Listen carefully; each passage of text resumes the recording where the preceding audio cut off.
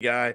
Gilly's funny. Gilly rhymes with silly because he would wear this big hat like a little kid, and he would dance. He does this dance like when the Eagles won the Super Bowl. He was doing the dance on I forgot what that song was called. It was the Too Short song. Anyway, so I met Gilly. I actually met Gilly one time, and we didn't have a lot in common. I just didn't know what to say to him because he was doing a lot of yelling and stuff and screaming, and I just like, why are you screaming, man? We like, why are we doing this? But anyway, with that being said, the Wallow guy, I never met Wallow.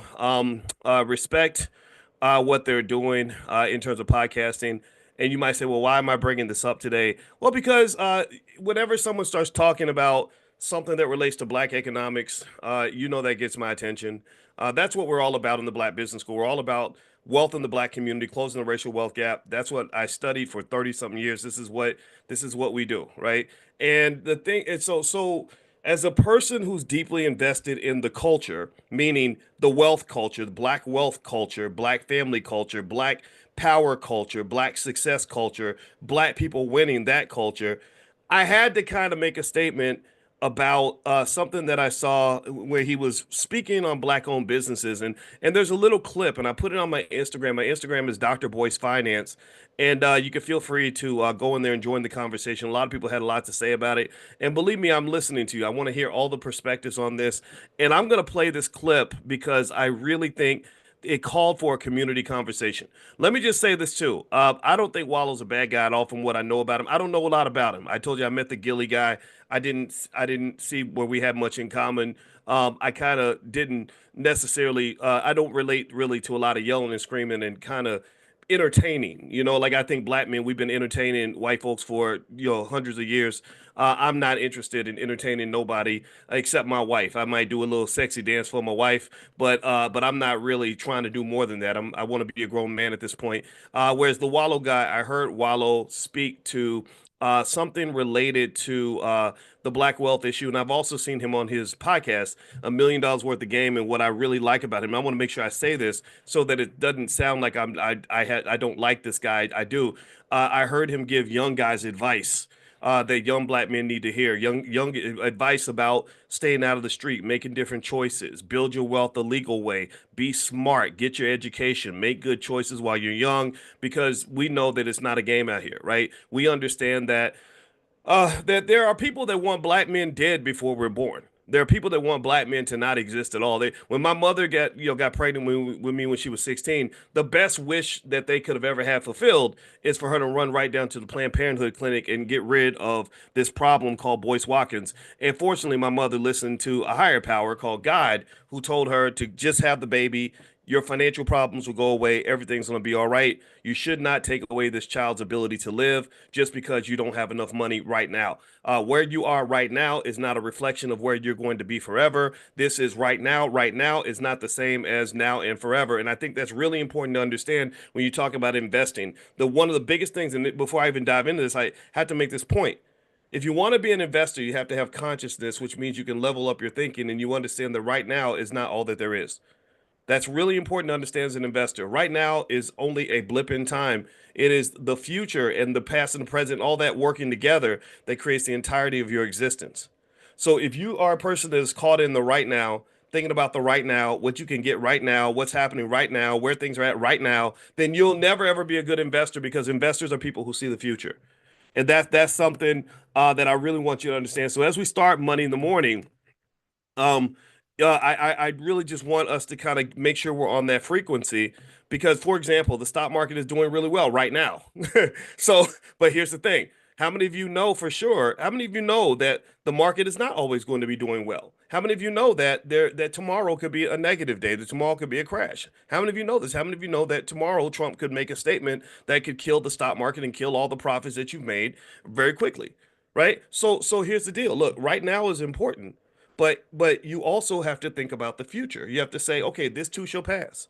If it's good, this too shall pass. If it's bad, this too shall pass. So because you know that it's going to pass, you know that right now ain't nothing compared to the hereafter. Okay. So anyway, with that being said, let me move into this conversation. Let me find this clip. It's on my Instagram. My Instagram is Dr. Boyce Finance. If you want to go in and join the conversation, I welcome all comers in terms of discussions. You don't have to agree with me.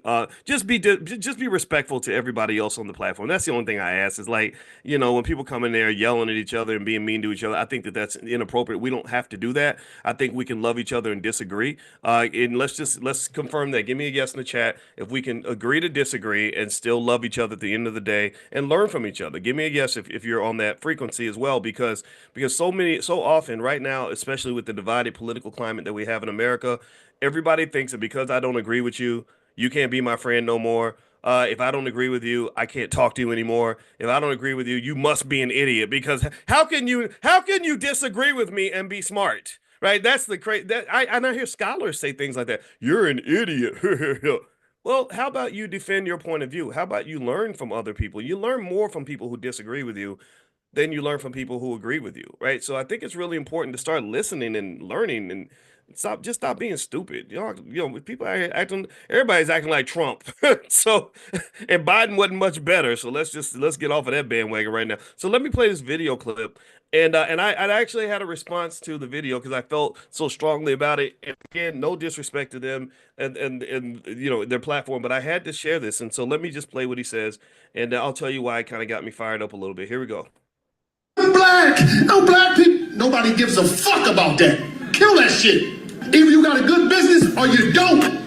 All that shit, don't nobody want to hear that shit. That's a hustle. Support me because I got a black business. Is your restaurant clean? Is the food good? Do you got consistent cooks? Is the material your shit good? Stop doing that. Oh, you support the white people? Nah, I support consistency, baby. Yeah. Fuck about what color you is. I'm gonna spend my money. That paper, I'm gonna spend them deals where the fuck I want to spend it at. Whether it's Porsche, Ferrari, Land, I'm going to do what the fuck I want to do while I'm here. But I'm going to tell you one thing, I ain't going to be finessed off some black shit. But one thing about it, 70% of you motherfuckers is not going to make it. I'm not no motherfucking fake-ass motivational speaker that talk this dumb shit. I'm the #1 nigga in the country. You know why? Y'all seen me come out of the penitentiary. I mean, millions. I have nothing against Wallo or anybody who agrees with the message. However, I want you to think about black-owned businesses. Black people are not white. We don't have many generations of entrepreneurs where we've been doing the same business for 50, 60, 70 years like white folks. We don't have access to the same level of capital. It takes time to build black-owned businesses. Now, I would never advocate for anybody supporting a black-owned business that was not doing its best. We know the restaurant needs to be clean.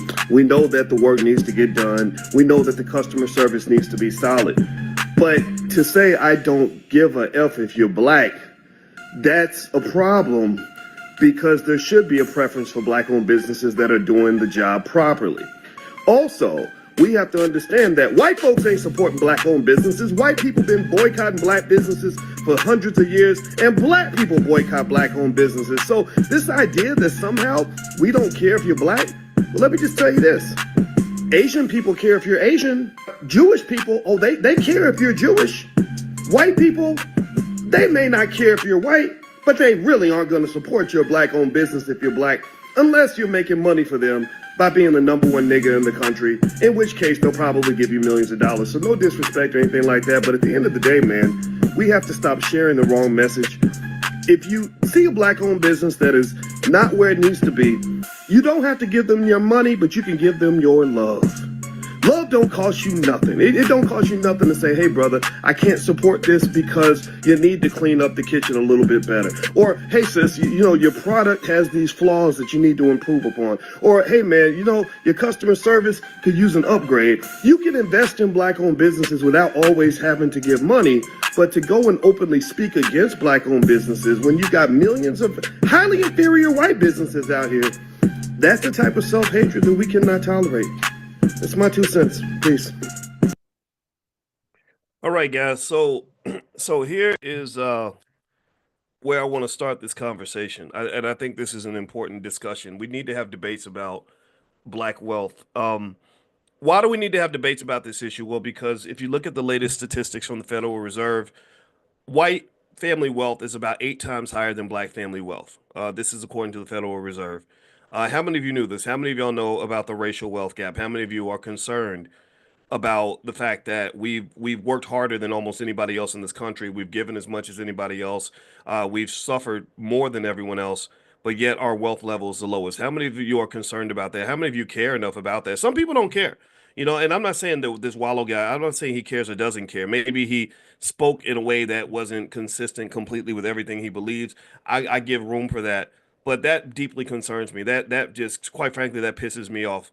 It's not just, I mean, you talk about inequality. Don't be talking about whether or not I get a chance to go shop at a white-owned business or white people are nice to me in the afternoon. I want the money. Just give me the money. You ain't got to, I don't want your friendship until you write the check.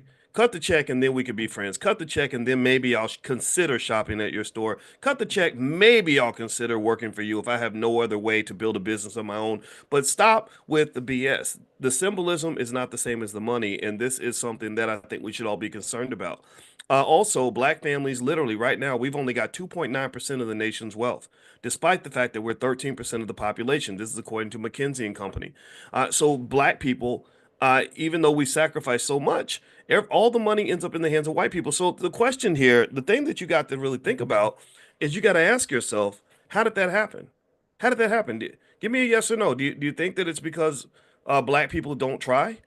Do you think that it's because we don't care? Do you think it's because all of us just that we enjoy being slaves? Do you think that it's because we just enjoy being broke? No, no, it's culture. A lot of it links to the culture of the nation, the culture of the community, and really the idea that really when you're black, you're kind of fighting multiple enemies. When you're black and you're trying to build, and your goal isn't to be, and no disrespect to Wallow, but my goal has never been to be the number one nigga in America because I don't want to be a nigga. I don't. That's not something. I understand. Here's the deal. Look, he said. At the end, he said, "I'm the number one nigga in America." I said, "Of course they're paying you millions of dollars because they love niggas. They what racist people love niggas. They love nigga stuff. They love nigga culture. They love to see you get on stage, hold your nuts. Excuse my French, and call yourself a nigga all day long. And I'm gonna stop saying the word because I don't even want to keep repeating that word up in here because ain't no niggas in this building. Okay. So at the end of the day, when you talk about integration and what integration did to destroy the black community and destroy the black family, destroy black businesses, destroy black wealth, you got to go look at this and what tends to occur is that you've always had space for a few black people to go and make a lot of money by being the number one nigga in America. And then they come back to the black community and say, the rest of y'all ain't nothing. You don't have the money I have, so you're not as important as me. Because they didn't put money in your bank account the way they put it in mine, then somehow you are inferior and I have some sort of authority now to come and tell you how you need to conduct your life and how you need to operate and how you need to think. And that's a problem and that's not by accident. That is done by design. This is how colonialism works. They've done this around the world. When they would go to Indian population, they would go to India and they would say, okay, which people do we need leading the community and which ones do we want pushed to the back? Well, we're going to find the people that support our agenda and we're going to give them lots of money, which will give them lots of authority to go in and tell everybody else, look, be like me so you can go get money like me. So that way, the people that have the integrity, the people that have the intellect, the people that have the work ethic, the people that want to build, they're pushed to the back and ignored because people will look at you and they say, "Well, you must not be nothing because he didn't give you no money." So I'm sorry, and I hate saying it like this. I have independent respect for some of what this Wallow guy has done on his podcast. In the sense, I like the idea of him mentoring guys, especially when you talk about what prison has done to the black male in America. It's been absolutely tragic. It's destroyed the black family in America. That's why I'll never forgive the Biden crime bill. I ain't forgot about that. I got friends that got 20, 30, 40 years. Good people, people that were reformed, people that eventually grew out of their youth, and they never got a second chance. So prison was the Holocaust for black people. That was the latest Holocaust. After they did Jim Crow, after they did slavery, after the war on drugs, all these other things, right? So I like that part, but what you got to really understand is really what's happening here when you take, for example, entertainers and they push the entertainers to the front of the line. And like Malcolm X said, you've got people listening to individuals who in some cases are just flat out clowns. And they listen to the clowns because these are the ones that white folks put on TV and the ones that white folks gave money to. That is not black success. That is a resounding horrific failure. It's a terrible failure. I remember the rapper Lil Wayne. I remember him basically saying racism doesn't exist. And why would anybody listen to him? Oh, because he's on ESPN and you're not. Oh, because somebody gave him a bunch of money and they didn't give you any money. But if you really look at it at the core and you take the money away, you see an individual who probably needed lots of therapy, who went through a ton of trauma, who unfortunately picked up a lot of very bad cultural habits that are very anti-family, anti-black, anti-wealth, anti-intelligence, anti-everything good. Anything that keeps a black man alive, they're kind of unfortunately promoting the opposite.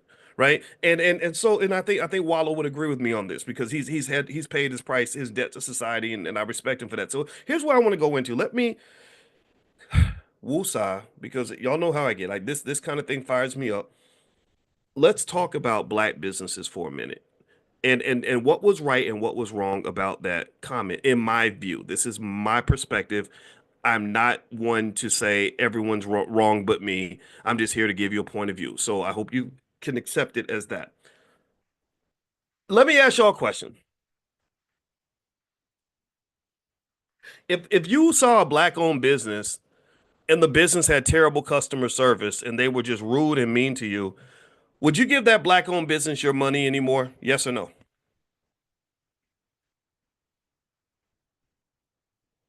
I'm gonna give you my answer. My answer is no. You're not getting my money again. You're not gonna treat me like that and get my money.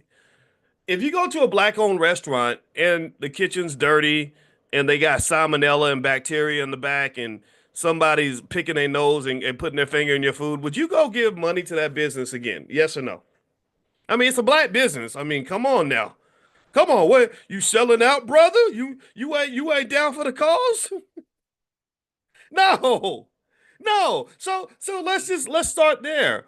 It's an absolute given that no one is obligated to give their money to a business that isn't doing their job. And that goes for any race. That black, white, Asian, anything. No one wants to be a part of a business that doesn't treat you right, that doesn't deliver the product, that prices are too high, they're mistreating you. What no one that's a given. But here's the thing that concerns me is that there are bad businesses in every community. Every nationality has bad businesses. You go to China, they will steal your intellectual property. They will give you an inferior product. I bought a watch in China. When I went to China, I bought a watch. That damn thing was broke by the time I got off the plane. So stop talking about black business owners as if we're the only ones who have bad businesses in our country. Yeah. And no, they don't deserve your money. But what often doesn't get mentioned is that this is not by any stretch the entirety, nor is it the majority of black owned businesses that are out here. So my question that I ask anybody is why would it be that when you talk about black businesses, you always got to have the race to the bottom? Why is it that when we talk about China, we talk about their economic dominance and the fact that they've been able to climb out the mud and do some amazing things using powernomics principles. But when we talk about black people, it's like, well, these Negroes, they be starting these nigger businesses and they don't be selling nothing good and they just, and this is really an assumption. This is race. This is what part of what racism look. This is what a racial stereotype looks like. And I know this. Why? Well, because I've been a finance professor for 23 years. I've had a PhD for 23 years. When I got my PhD, I knew more than 99% of the population, but that was when I was a baby, okay? I was a baby scholar. But to be a baby scholar, I had to study 8 hours a day, 7 days a week, 365 days a year, including Christmas. And I did that for a decade. And do you know how many people still assume that I might not be as good as the white man because I'm black? Do you know how challenging it was when I sat in front of a room of white kids at Syracuse and they would just assume that because I was black and because I was young that I must be unqualified, right? And then even when I show them I'm qualified, the problem is your margin of error is very thin. Don't make a mistake. Because you make a mistake, well, it's because he's not qualified. He's a DEI hire. He's a DE. These Negroes they hired these DE. Don't get me wrong. I took the affirmative action. I was happy. That's why I'm not anti DEI. But I've seen it. So my point is to say that black business owners go through the same level of discrimination. See, the double whammy problem. See, black business owners are some of the baddest people on the planet. Let me tell you why. Let me tell you why you need to give yourself credit if you are a black business owner. You give yourself credit if you've chosen to be a black business owner. Give yourself credit if you are part of that talented 10th that's going to go build the community. The reason that you are a badass is because you're dealing with obstacles that no white business owner can even understand. You've got discrimination against you. You've got a boycott. People talk about boycotting Target for 40 days. People have been boycotting black-owned businesses for 100 years. So you got a boycott from the white community. The Asian community won't support you. The Jewish community won't support you. And about 70% of the Negroes won't support you. So somehow, despite all of this neglect, all these boycotts thrust upon you at the same time, this economic genocide that they want to thrust upon you so that you will drop that black-owned business and go get you a black-owned job, which ain't really a black-owned job, right? They want you to go get that little black job. Despite all that, you've been able to succeed. That's why I have so much respect for the Lamar Tylers of the world or the Dr. Lene Javets and people like that because you made it despite the odds. You're extraordinary for that. So don't you dare sit there and talk to me. Don't talk to me about inferior broken businesses. What? Why are you talking to me about that? Talk to the inferior broken people about that. But black people, you got to understand that people forget how much we've overcome. They forget how Simmons College in Kentucky had a bunch of slaves, freed slaves, that started a university that was one of the best educational institutions in the region. They were educating hundreds of our people with no financial support, complete racism from everybody else, no resources, no supplies, but they did it at the highest level because they did it with love. And so what I really find interesting is that when people talk about black business owners or institution builders, they always want to race to the bottom and make the absolute worst assumptions about them. Well, I ain't supporting these niggas. They gonna steal your money. They niggas, they just really be thinking that you ain't that you got that you're gonna eat the dirty chicken and they put the he took the hamburger and rubbed it on the floor. These niggas, that's what they nigga. I don't know that. I don't know that that's I mean that's okay. So here's the thing. Let's go back to some basics here.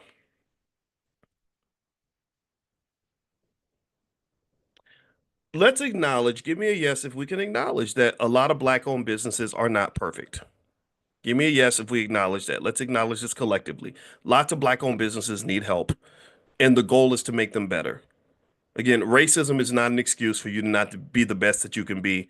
So if you want to do business with others, you must to do it appropriately, have respect. You must have a level of integrity in terms of how you do things. I wrote about this in my book, The 10 Commandments of Black Economic Power. We talk about what it means to build a culture of excellence, what it means to build a culture of success, what it means to build a culture of prosperity. You must embody that culture in everything that you do. So let's just start right there. Here's the other thing that has to be considered, though. Not everybody is there yet. A lot of black business owners don't know how to do it. They are breaking generational curses that have been in their family for 200 years. For 200 years, all they've known is working for white people. So they had to overcome a lot of resistance just to even pull out the shingle on that business, just to start that restaurant, just to start that bookstore. Right? It took a lot of like again, I was listening to a podcast one time where a white girl was talking about how they said, well, how did you start your business, Mindy? And she said, well, first thing I did was I need to go raise money. Well, how'd you do that? Well, I went and I borrowed $500,000 from my uncles. I said, what? People have uncles like that? I I don't know if I could borrow $500 from my uncles. Your uncles loaned you $500,000? How many of y'all have uncles that can loan you $500,000? Anybody? No, right? It's, so so everybody will talk about the way the police officer looks at the black man with suspicion and discriminates and has the racism and all that. Nobody talks about the racism that you get from the banker, the racism you get from the customer, the racism you get from the supplier. Right, right. Nobody talks about that, right? So black business owners are working on a really unlevel playing field, and it's unlevel partly because we know racism's real, but it's also because we don't fight for the right things. We will fight all day to go to a Black Lives Matter rally and march with Al Sharpton, but we won't fight for access to capital and true economic opportunities that actually lead to sustainable institution building in the black community. For example, you go to the city of Chicago right now, there are 40 schools approximately that get tens of millions, if not hundreds of millions of dollars in funding that do not have a single black child that can pass the state level reading or math exam. Yet, you have schools like Freedom Home Academy, the school at the Muhammad University of Islam, or the Black Business School, even that can educate kids at an incredibly high level that get no funding and no support whatsoever. So, what we've been able to do, those of us that have been able to figure it out, is we're able to do 10 times more with one tenth as much. Here's the deal. We know for a fact we've already concluded, we've already agreed that nobody has to give money to a business that is broken or somebody who hasn't figured it out or somebody who's doing something wrong. But one of the things I really want you to understand is that you can support a black owned business without giving money. You can support black owned businesses by giving encouragement and giving love. Instead of criticizing your cousin for starting the business when he gave up his good job at the post office and telling him that he's going to be homeless and that he's stupid for giving up that good white job, how about you give him some support? How about you send him some motivational speeches and some books on business so you can maximize his probability of success?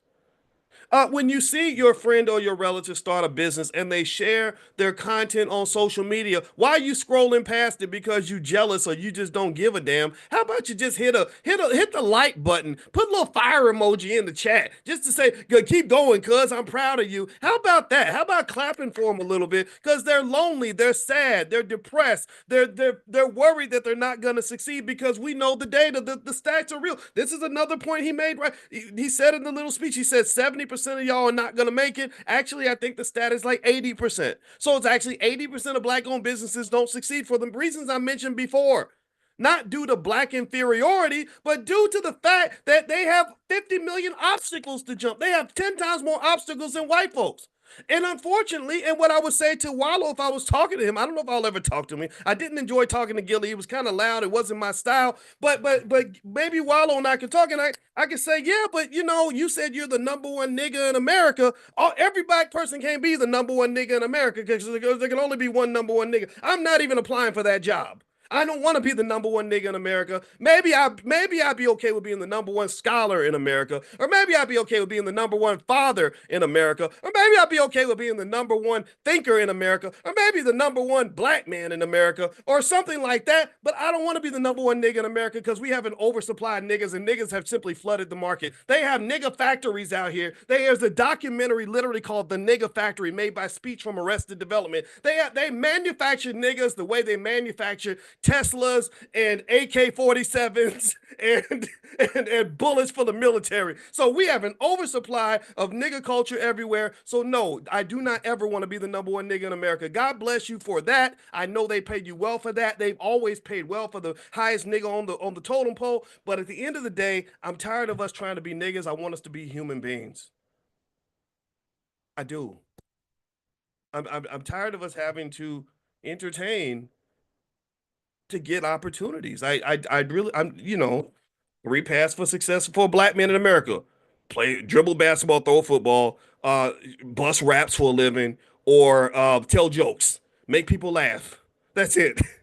What about the other millions of black men and women who are talented at so many other things that don't get recognized? Now, for women, y'all's number one category is probably twerking or something. You got to show some skin, take your clothes off, and then an act a fool, and maybe you'll get some attention for that. But I know so many black women that are super talented in so many things that don't involve taking their clothes off.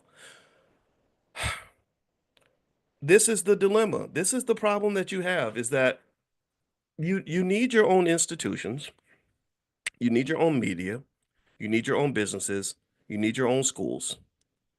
and you need your families. If we do not succeed in building these things in this generation and the next, we will always be slaves. We will not have freedom. We will not close the racial wealth gap. There's no way to do that. It's just not going to happen. So the simple plan of this generation, one that I know works because I'm a financial scientist, is in this generation, we build a capital base for the next generation. It's a relay race. We run the first 100 meters as fast as we can. We hand the baton off to the kids. The kids will take off. The kids will have the lead. We have a shot to win this race. But in order to win the race, you're going to have to build the right culture. You have to have the right attitude. If you do not have a winning attitude, then you will not win. You cannot be a winner and think like a loser. That's not going to happen. So here's my point. When you see black businesses and black business owners that are legitimately trying to do the right thing, remember this. There are many, many, many, many ways you can support a black-owned business without giving them money. Again, you see your cousin post about their business, put a fire emoji. Give them some feedback. You can write a review for the business. You can go if you go there and you see something's wrong, like the kitchen's dirty, just say, "Hey, look, I'm not gonna come back, but this is an issue and you probably need to address that. Let me help you, brother. I want to give you constructive criticism and a critique in love to say this is why me and my family did not enjoy our experience." And then maybe they'll use it, maybe they won't, but at least you didn't run off saying this is why I don't go to black owned businesses. That's insanity. You don't see Asian people doing videos talking about how much they hate Asian businesses. You don't see Jewish people ever doing videos saying this is why I don't support the Jewish community. But you have lots of black people that will say, I don't support black people because they blah, blah. Yeah, we do all those things. But so do Asian people, so do Jewish people. If you want to see real ghetto behavior, just go to China and see how ghetto they can be. They can be ultra ghetto in certain contexts. Maybe you offer skills, you offer support. Maybe you say, "Hey, let me help you with your logo. Let me support you in this way. Let me give you some business advice."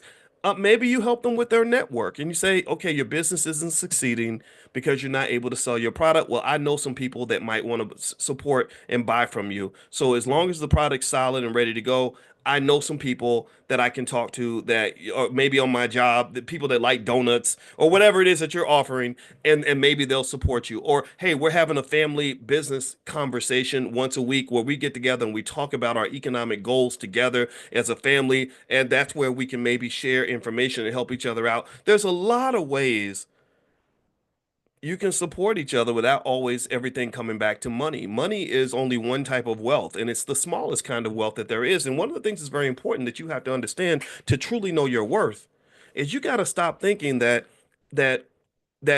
because you don't have money in your pocket, that somehow you're less worthy than the person who has lots of money in their pocket. Money is this little green piece of paper that we've decided has value because psychologically they've convinced us of that. The US dollar, how many of y'all know this? Give me a yes if you know this. Did y'all know that the US dollar, it used to be backed by gold, but back in 1971 they got off the gold standard. The dollar is worthless. It's backed by full faith and confidence in the US government.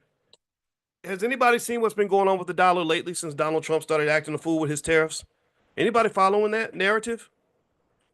Oh, the dollar is losing its value because, well, what's it backed by? Oh, it's backed by the full faith and confidence in the U.S. government. And I'm sorry. I know some of y'all are Trump supporters. I love you too. I'm telling you, I don't care who you voted for.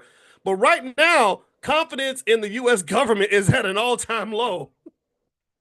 So we are literally on the brink of possibly making economic history by undermining the US dollar's positioning as the reserve currency of the earth.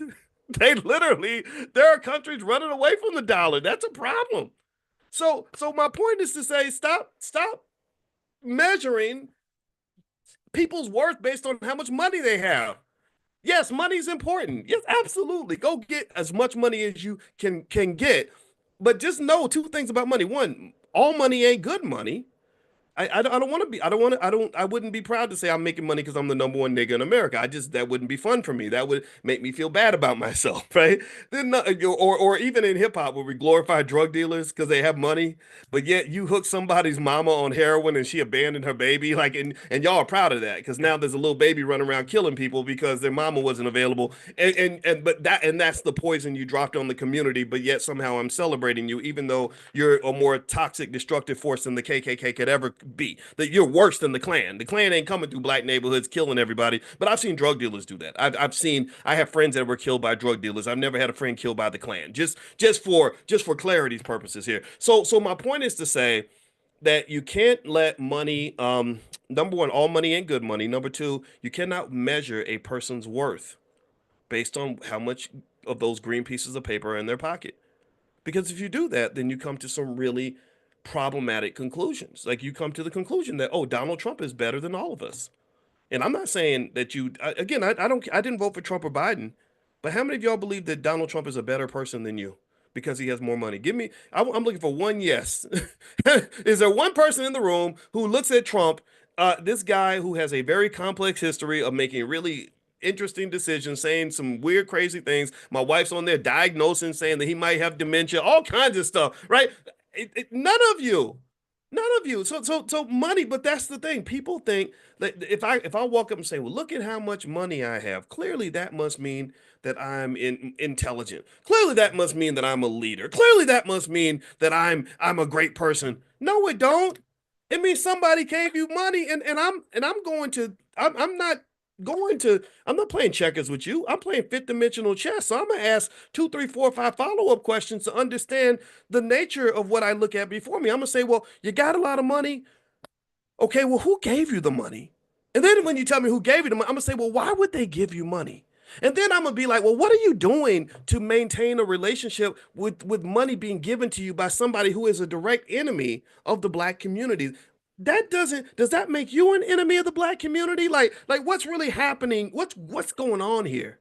Right? So again, I'm not discrediting anybody who's making money, but stop with the nonsense about well he's making money and you that don't mean nothing to me. You got to go deeper than that. We have to have critical thinking in the community. Because I had that. I had that little weird thing when that thing happened with Lil Wayne a few years ago and whatever, and we got their tour canceled. And Tyler the Creator, that rapper, he's rapped about me in songs, so apparently he's still pissed off, I guess. But literally he was like, "Why are you standing in the way of a black man getting money?" I said, I don't stand in the way of a black man getting money. I'm battling white supremacy, not you. And if you become a tool and an instrument of white supremacy, then unfortunately, you've allowed them to position us as adversaries when really we should be friends. We shouldn't even be fighting each other. But on the plantation, that's what you'd have. You'd have somebody who was working in the house, who had a good job in the house, who where the field Negroes would come with the torches, ready to burn everything down. And the house Negro stands on the shotgun and says, if you're going to get to massa, you got to go through me. And sometimes they had to take that Negro out. Not because they enjoyed it, not because they wanted to hunt and kill black people, but because you become collateral damage because you position yourself in an inappropriate way. You're doing things that are not beneficial to the collective. The collective is more important than you, so that means this Negro's gonna have to go, right? So again, no disrespect to anybody involved one way or the other. It's not about any particular person. It's just a reality in terms of understanding just how these dynamics work. Because it's nothing for people to use black people. I mean, this is why you got to be careful about integration. Because one thing integration did, but it's really a continuation of what they did during slavery. Let's start with slavery. During slavery, just bear with me now.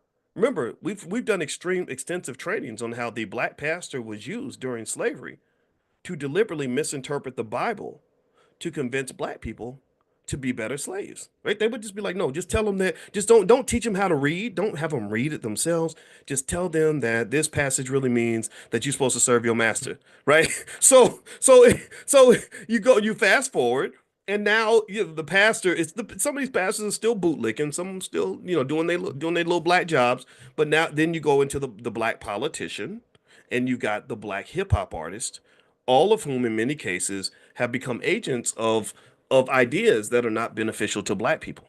There's nothing, in a lot of the hip hop music, and y'all know what it is. We've talked about this. A lot of the messages are very anti-black, anti-family.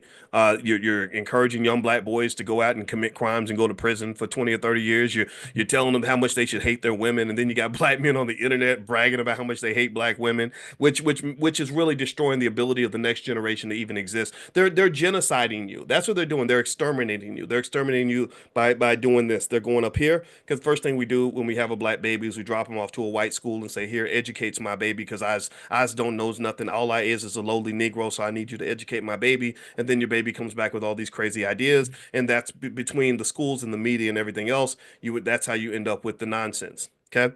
So let me, and just so you know, China is really hip on this game. That's why the Chinese are very, very particular about how their children get educated. They're very clear. They'll shut down an entire industry if they think that it's teaching their children the wrong things. They're very clear about images that you cannot put on TV. They do not let you put feminine images of men on TV. They do not let you put images that are going to lead kids to waste their time. They want the children to learn math and science. They also teach their children to love China and care about China and pour into China. And that's why China produces more engineers in a given year than the United States, Japan, and all of Europe combined. So China, in case you want to know who's going to control the future, it's going to be China. If you want to know one of the best investment opportunities of the future, it's actually Africa because Africa has the most young people on the earth. But there's more to talk about that. We'll break that down in a separate conversation. Before I move on, really quickly, I want to remind everybody, number one, later on today, we're going to do stock market training at noon. If you want to join us, do a free trial, go to drboystockmarket.com. So at noon, you'll hear from me and we'll get together and talk about the stock market. I'll give you some stocks that I really like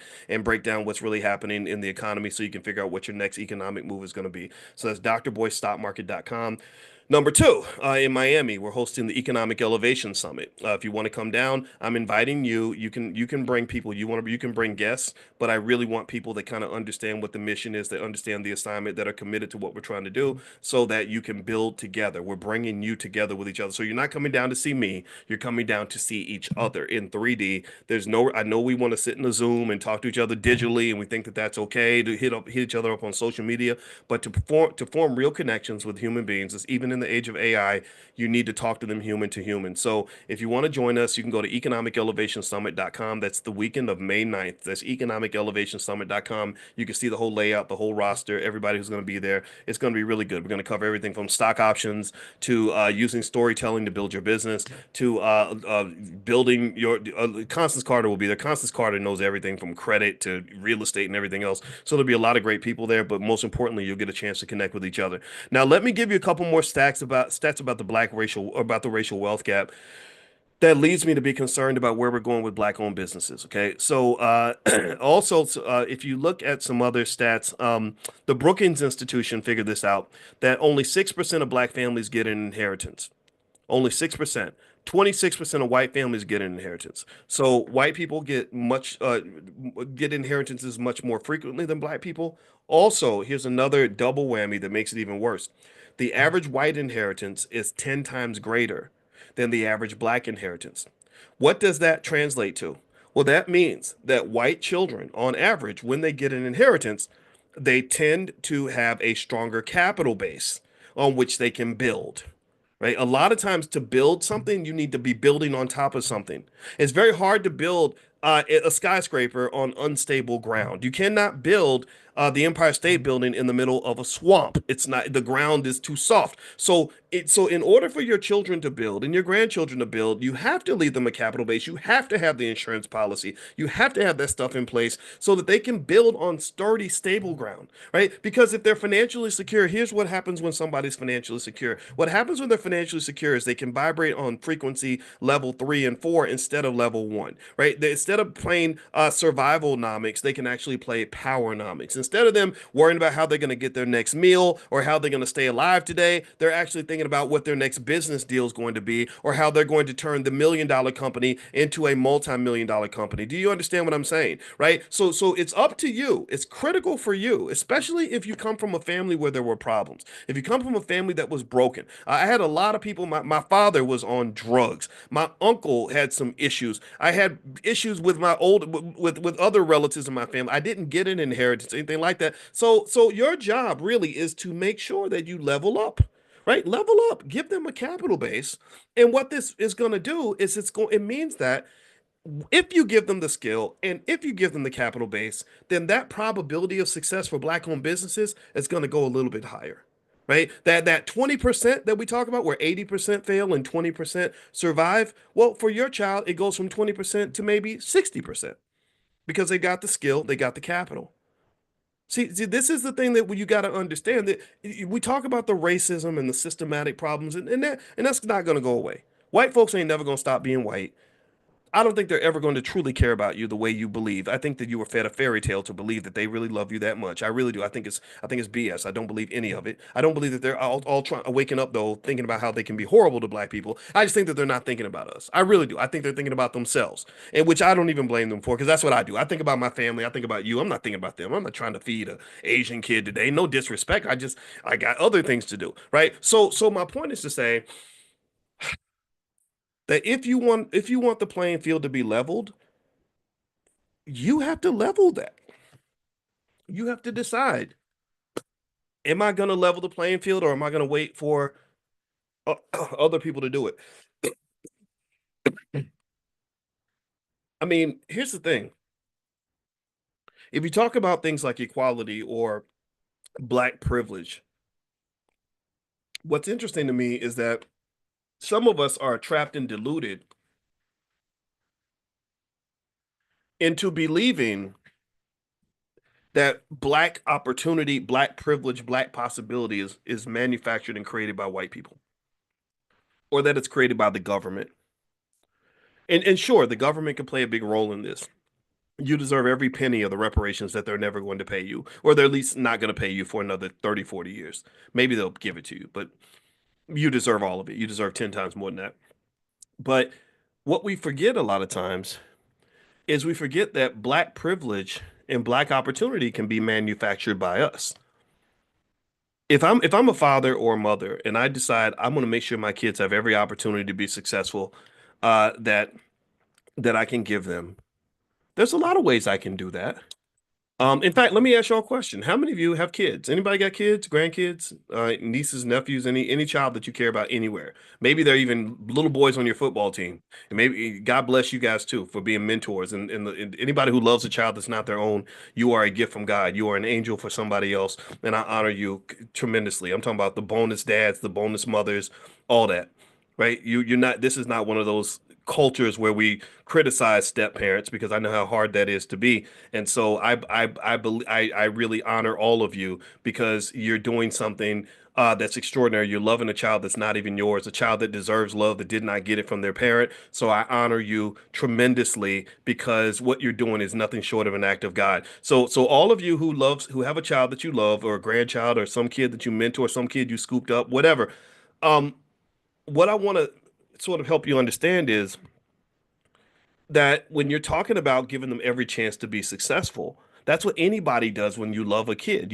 When you love them, you're like, I want you to be successful. My mother would, the way she manifests that was she would try her best to get me into special programs. She would talk to me about going to school, and usually the conversation was go to school, work hard, get a good job, put you in a program so you can make good choices in life, that kind of thing. I think we got to go to the next level. We got to add a component to that. So instead of me just making sure my child, for example, gets all the things I never had, right? That's another thing a lot of parents do. They'll buy their kids stuff because they'll be like, "Oh, I want my child to have the best opportunities, so we're going to live in a certain neighborhood. I'll drive a certain car. I'll buy them certain things, right?" And all that's fine. I'm not judging that, but what I would say is you add the other piece in there. Give them a capital base so they can build something of their own if they need to, and then give them some training so they know what to do with that capital base. So they know how to preserve it, they know how to grow it, they know all the rules of wealth, they know all the different ways to pour into the capital base so they can take what you left them and make it into something better. If you do that, then your kids will succeed. If you do that, what you're doing to me is engaging in what I consider to be the solemn and sacred act of creating black privilege. Black privilege is not something that a white man decides I'm gonna have. He doesn't. I don't care about you. I mean, you could take a DEI program and shove it up your butt. God bless you for that. Whatever. I don't care. I'm not. Don't get me wrong. I'm not saying that these programs aren't important for some of us. I get it. I understand. I benefited from affirmative action when I got my job at Syracuse, but you don't tell me that that's all I got. Don't tell me that's all I can do.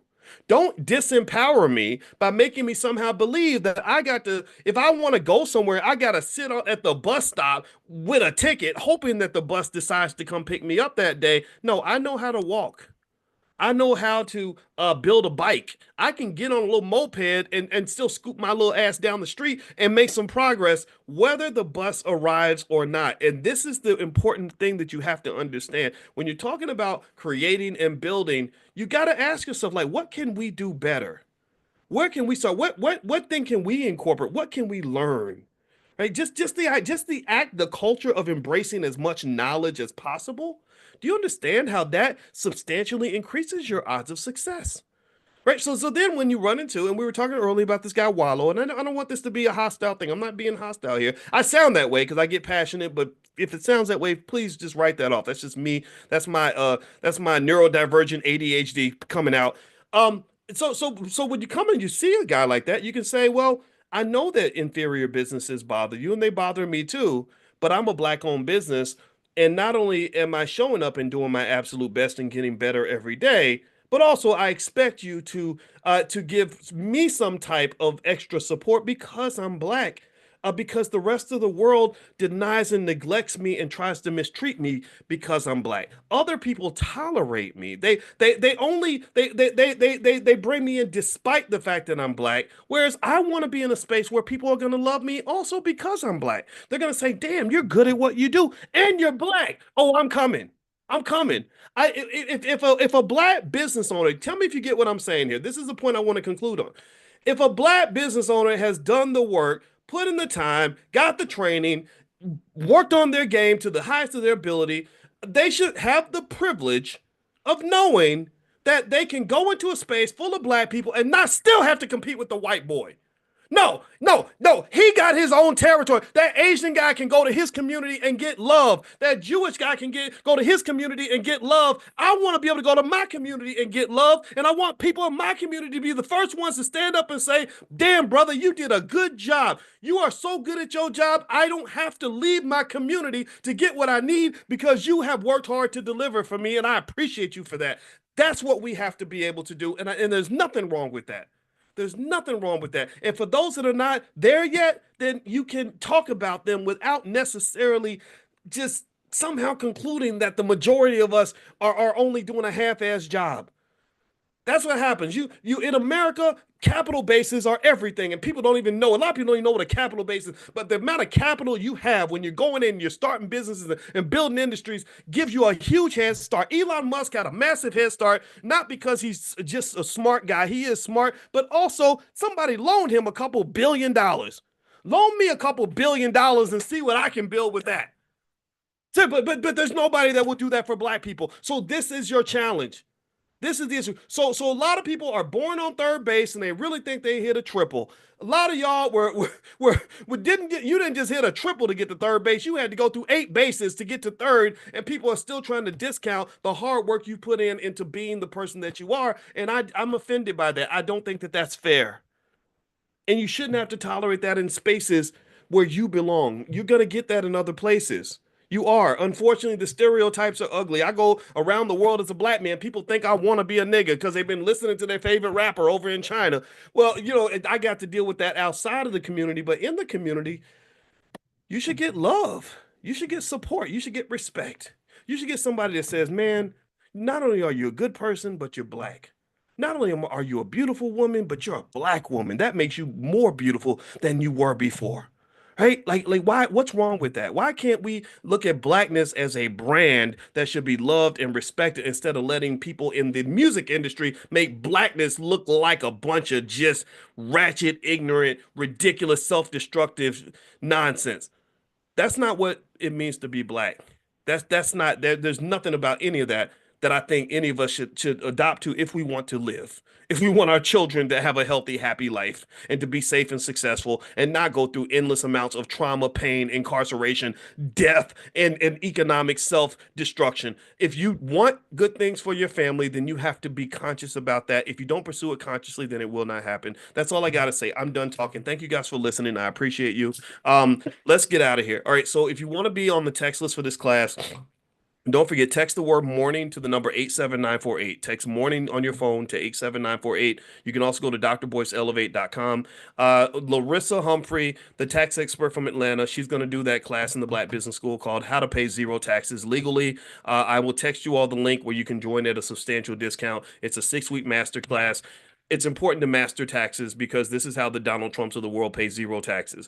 Most people don't know this, but in America, it's a biased scenario where literally the workers pay all the taxes and the business owners are able to write everything off. So when you start your family business and your family hustle and everything else, I want you to be able to legally understand how to go in and write things off so you can not just have a work-life balance, but you can have a work-life blend where a lot of the things you do as a family can actually be written off on your taxes. Larissa's an expert at that. So I'll text out the link where you can get a discount if you want to join the 6-week masterclass.